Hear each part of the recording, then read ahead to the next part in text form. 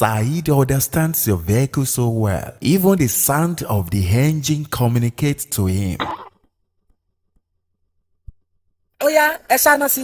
Ẹ rèsì ẹ̀. Ẹ yọ ọ̀sẹ̀ fún. Ẹ tẹ kílọ̀ṣì mọ́lẹ̀. Ẹ paná.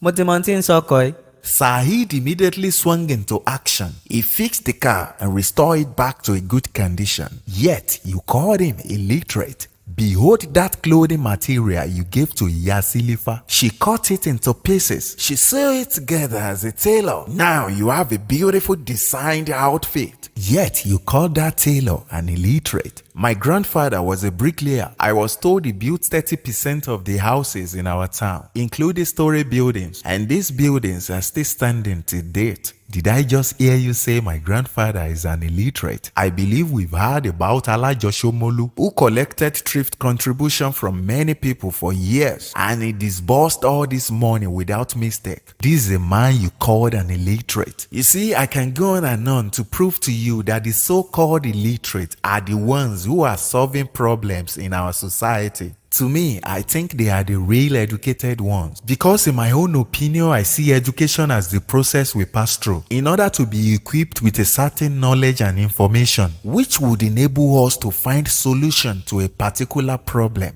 But it's a pity my people wovens education around good English. In fact, if you want to convince some people that you are brilliant, just speak flawless English. The simple reason why you look down on those people I mentioned earlier is because they can't speak English and they don't have a university certificate. In those days, I could remember many of our sisters and brothers that dropped out of school due to financial constraints or some personal reasons. Once they engage in skills acquisition, relatives and other members of the society would begin to look down on them as someone who wouldn't amount to anything in life.